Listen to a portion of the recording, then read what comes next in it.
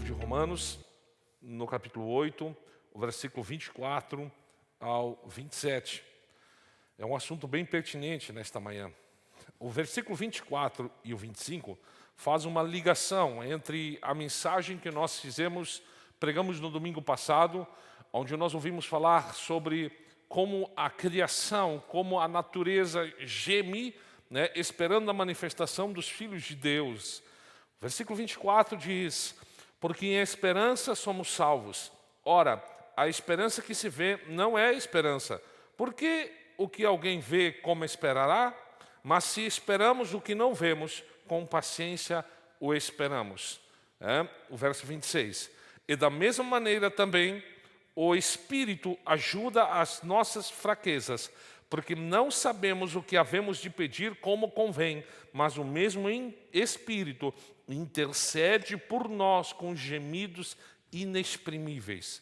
Aquele que examina os corações sabe qual é a intenção do Espírito, e é Ele que, segundo Deus, intercede pelos santos.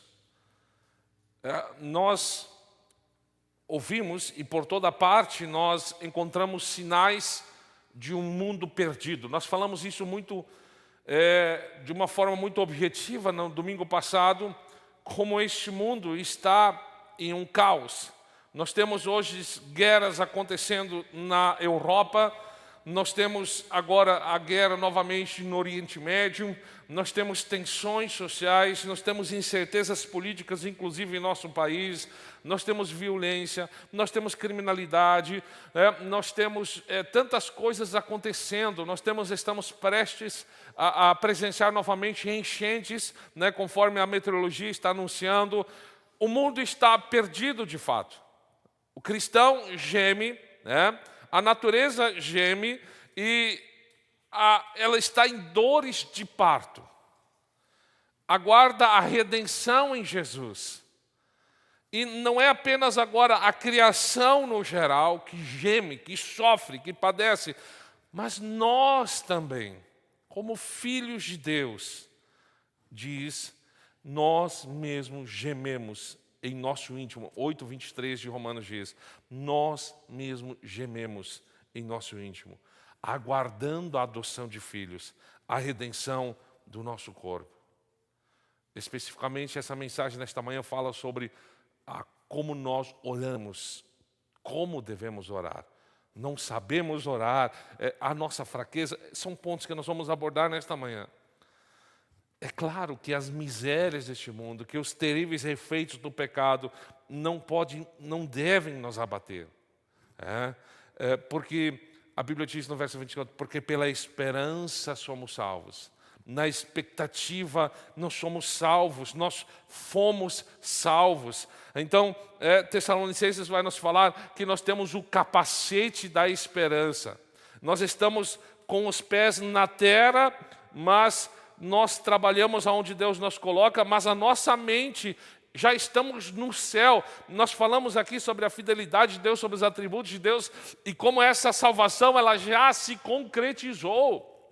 Porque a salvação ela não está condicionada àquilo que nós fizemos, mas àquilo que Cristo fez por nós. Então, essa é a nossa expectativa. Se de um lado nós estamos gemendo, ansiando pela redenção completa, com a glorificação, ao mesmo tempo nós esperamos com expectativa a volta de Cristo, e o Senhor nos deu um poderoso recurso, como nós devemos enfrentar esse período, esse período até que nós chegamos ao ápice da salvação. Que é a glorificação. Como é que nós aguardamos esse período? Deus nos deu e nos instruiu. É a oração. Como nós devemos nos portar. Deus fala conosco através da Bíblia, certo? E graças a Deus, através da Bíblia. Então, somente através da Bíblia. Mas Ele também deseja ouvir o que nós temos a dizer. Não que Ele não saiba o que nós pensamos, o que nós falamos, não. Ele sabe, mas essa forma de comunicação representa uma comunhão íntima com Ele. é uma relação de pai e filho. E foi Ele que nos possibilitou um acesso direto aos céus. Então nós nos aproximamos dEle. Nós agradecemos a Ele, nós louvamos a Ele, nós gememos diante dEle. Então, esses 2 versículos em específico que nós vamos meditar nesta manhã, fala sobre a oração. Se somos fracos demais para orar, isso é fato. Por outro lado, nós recebemos a ajuda do Espírito Santo para orar. E quando nos faltam palavras certas para orar, nós temos alguém que intercede por nós. E então é exatamente isso, quando nos faltam as palavras. Paulo diz claramente aqui, verso 26, e da mesma maneira também o Espírito nos ajuda em nossas fraquezas, porque nós não sabemos como orar. Nós não sabemos pedir como convém. E eu não sei se você tem essa experiência, né? Mas você senta, ou você se ajoelha, ou você deita, não importa a posição, mas você reserva um tempo para oração. Agora eu vou tirar um tempo para oração. Daqui a pouco os teus pensamentos já começam a viajar. E aí começam a ficar dispersos. E daqui a pouco você já está desconexo, né, com aquele que você deveria ter uma comunhão íntima. Na verdade, nós queremos derramar o nosso coração diante de Deus, mas antes que nós pensamos em fazer isso, os nossos pensamentos já estão girando em torno dos nossos problemas diários. Nós já estamos preocupados, estamos distraídos e a nossa oração já termina.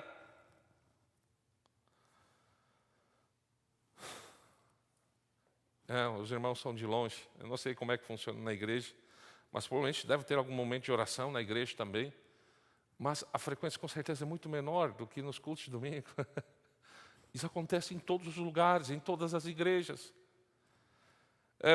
Em comparação ao tamanho, muitas vezes, de uma congregação inteira, você vê que a participação ela é muito fraca. E isso reflete apenas a nossa realidade. Nós somos fracos. E mesmo quando às vezes estamos presentes nas reuniões de oração, nós não participamos efetivamente. Quando nós pensamos em orar em público, as nossas mãos começam a suar, nós ficamos desesperados, nós sentimos-nos fracos.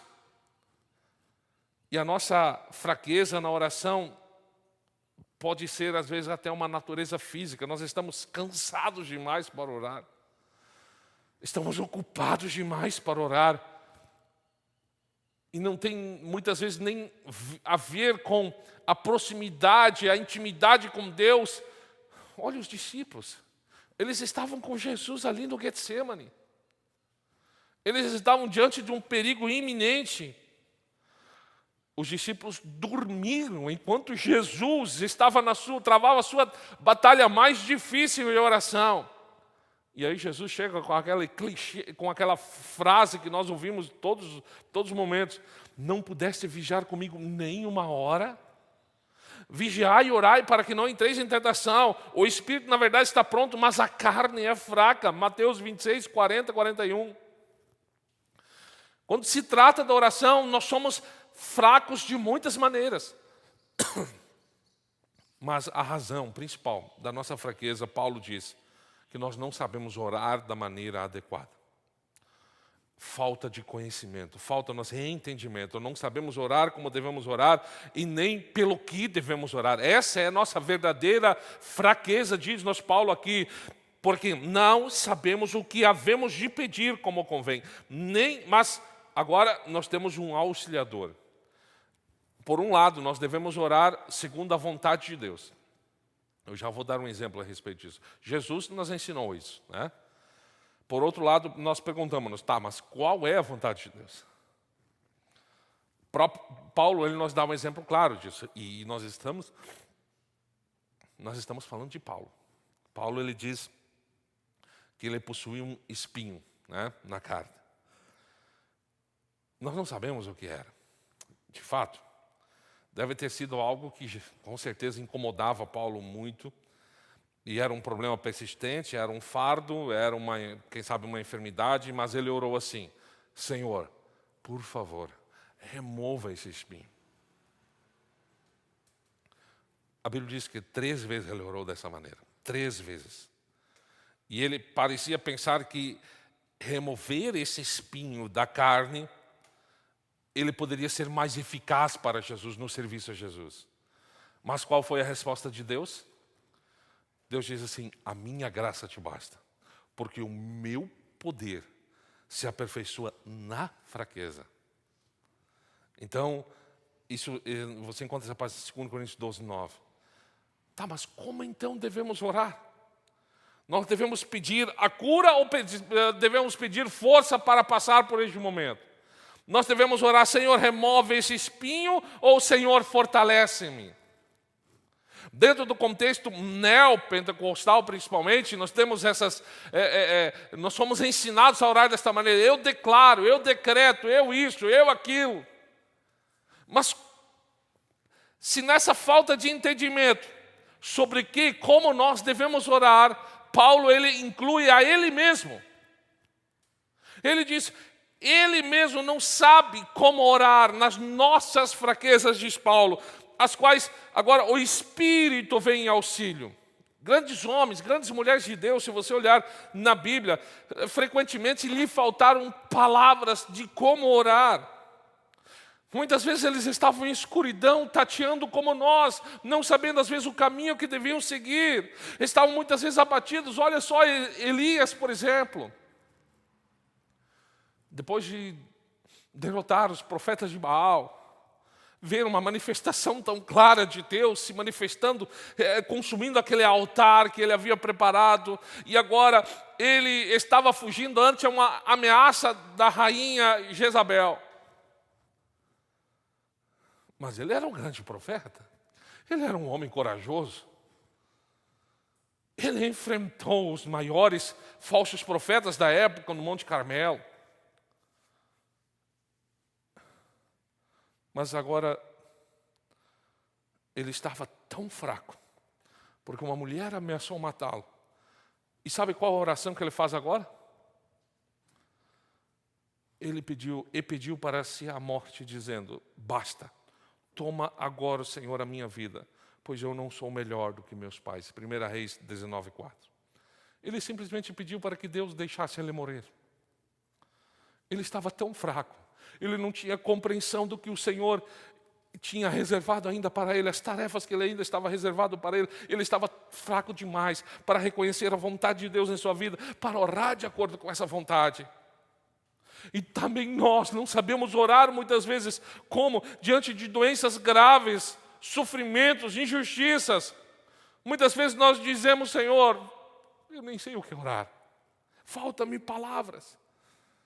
Há lágrimas que levam embora qualquer palavra. Tem acontecimentos que nos jogam de joelhos. Não sabemos nem o que dizer a Deus. O que fizemos com essa fraqueza? A sociedade diz: se você quer ser alguém, você precisa esconder as suas fraquezas. O Instagram ensina isso. O Facebook ensina isso. As redes sociais ensinam isso. Se você quer ser alguém, você precisa esconder as suas fraquezas. Mas com Deus não é assim. É justamente em nossas fraquezas que Ele, o Espírito Santo, vem em nosso auxílio. Vocês lembram daquela passagem em que Judá foi ameaçado pelos moabitas, pelos amonitas? E aí mensageiros vieram ao rei Josafá e anunciaram: olha, está sendo atacado. E o que Josafá fez? Judá então se congregou para pedir socorro ao Senhor. E também todas as cidades de Judá vieram buscar ao Senhor. 2 Crônicas 20:14. E então Josafá reuniu todo o povo e ele orou. Olha a oração de Josafá.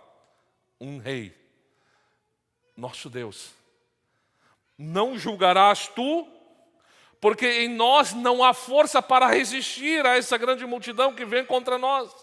Não sabemos o que fazer, mas os nossos olhos estão postos em ti.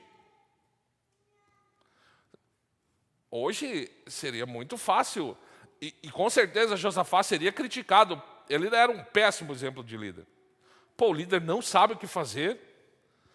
Será que Um rei poderia falar assim: isso não é liderança, confessar diante do povo que ele não sabia o que fazer? Será que ele não deveria se levantar, apelar à coragem, fazer um discurso motivacional, dar aquela impulsionada? Mas o versículo seguinte diz: então veio o Espírito do Senhor. Quando nós reconhecemos a nossa fraqueza, então vem o auxílio.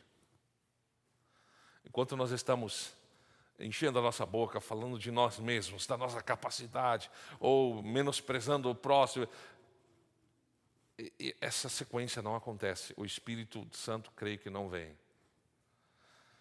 Quando chegamos ao fim de nós mesmos, não sabemos o que fazer, quando nós não vemos saída, então vem o Espírito do Senhor. Você sabe quando o Espírito do Senhor vem em sua vida? Você sabe quando o Espírito do Senhor vem sobre a congregação? Quando você e eu, quando nós como igreja estamos dispostos a dizer: eu sou fraco. É esse ponto que o Espírito Santo deseja que nós chegamos, de reconhecer a nossa realidade. Nós podemos enganar o mundo inteiro. Nós podemos enganar quem nos vê que nós aparentemente somos fortes, mas Deus nos conhece e sabe que nós somos fracos. Mas o importante é nós reconhecermos essa fraqueza.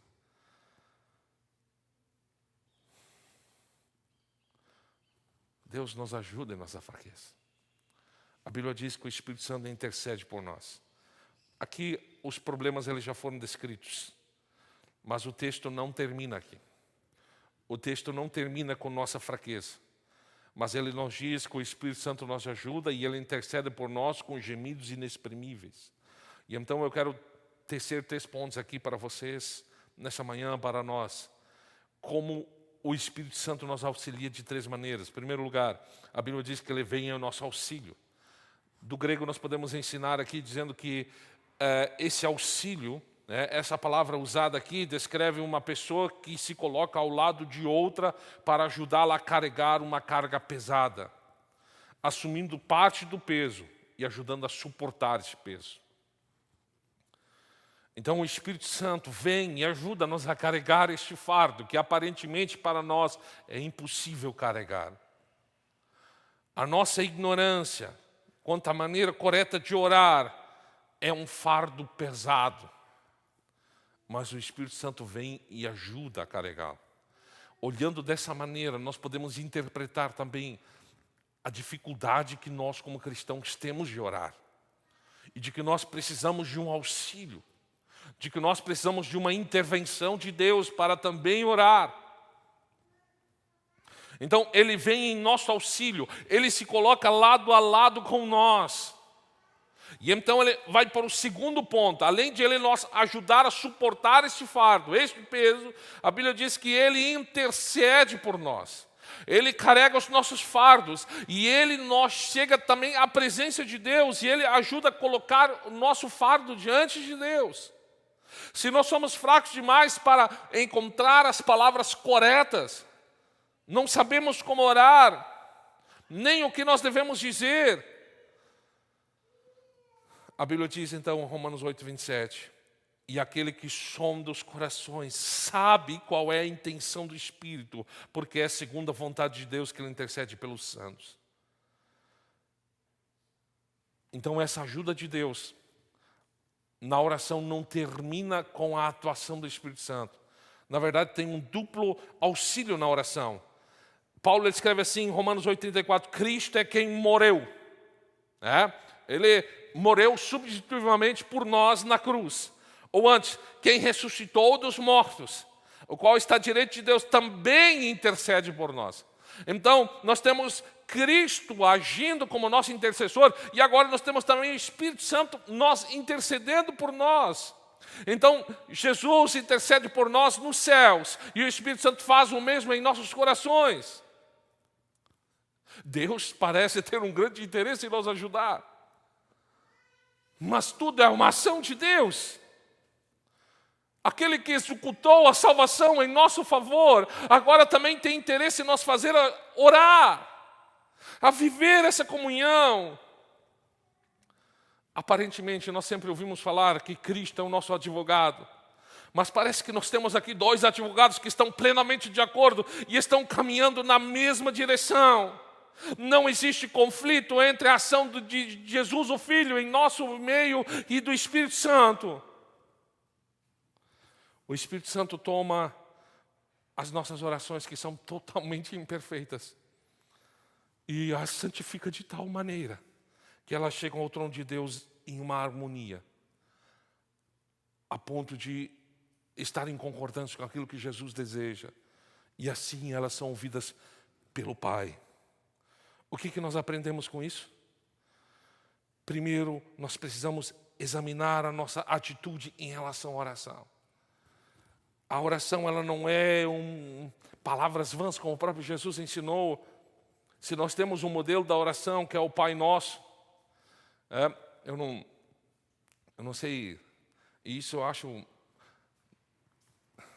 Há um tempo atrás, quando nós estávamos no meio pentecostal extremo, nós nunca orávamos o Pai Nosso. Nós não éramos ensinados. Hoje, graças a Deus, até nós não fizemos isso na nossa igreja, mas na nossa igreja lá na Alemanha, às vezes, não todo culto, mas às vezes se faz a oração congregacional do Pai Nosso. O que ela nos ensina? A nossa dependência de Deus, como nós devemos nos posicionar e como ela também nos condiciona a fazermos algumas coisas para que essa oração seja eficaz. A oração não é algo secundário, ela é algo primário em nossas vidas, é algo essencial. Se Deus está tão interessado em nos fazer orar, então deve ser muito importante para que assim o façamos. O Pai enviou o Filho, enviou o Espírito para que pudéssemos orar. Como nós somos fracos demais, o Espírito Santo, ele nos capacita, ele nos santifica as nossas orações. E elas se unem, então, às orações que o Filho apresenta por nós nos céus. E elas, então, chegam perfeitas ao trono do Pai. Agora, um ponto que me faz, quando eu estava meditando nesses versículos, um ponto que me faz parar e pensar um pouco. Se Deus está tão interessado em nos encorajar a orar, e Ele está tão interessado, Ele se envolve de uma forma tão profunda na questão da oração, de uma vida de oração, o que isso deveria fazer com nós, como cristãos, como filhos de Deus, como congregação? Nós devemos orar. Isso deveria nos encorajar. Isso deveria despertar em nós um zelo para orar com alegria, com confiança. Tanto particularmente, como em grupos familiares, também nas orações que nós temos congregacionais. Quantas vezes nós estamos desanimados? Nós temos a sensação que nossas orações, elas não cruzam esse teto. Às vezes nós olhamos para o lado, graças a Deus, nós entendemos o que é uma oração congregacional, mas muitas vezes nós estamos em ambientes, e aí nós olhamos para o irmão do lado, nós ouvimos o irmão do lado orar, citando versículos bíblicos, com grande eloquência, e muitas vezes nós pensamos assim: eu não consigo orar assim. Mas se ao menos compreendêssemos verdadeiramente esses 2 versículos, eles nos ensinam e eles nos dizem que até mesmo os clamores mais fracos de um coração quebrantado são tornados belos e poderosos pelo Espírito de Deus. Por isso eu quero incentivar você, continue orando. Continue orando. Ore com uma nova ousadia, com uma nova coragem nesta manhã.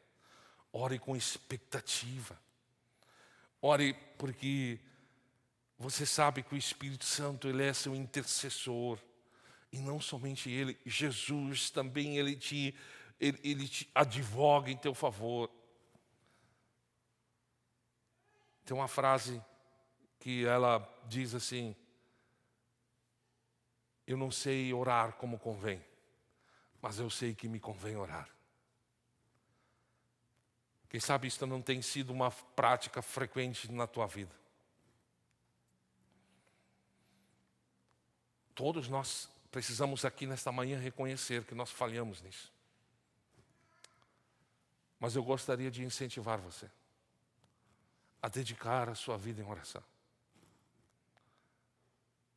A oração, ela nos faz afinar o nosso ouvido para melhor compreender as coisas dos céus sobre nós, para nós compreendermos melhor a palavra de Deus, para nós compreendermos e ouvirmos a voz de Deus lendo a palavra de Deus. Nós estamos tão embotados, os nossos ouvidos estão tão embotados com as, desculpa a expressão, com as porcarias que o mundo está nos oferecendo, que muitas vezes nós não conseguimos distinguir a voz do Espírito Santo em nosso coração, falando através de um sermão, através da palavra dele.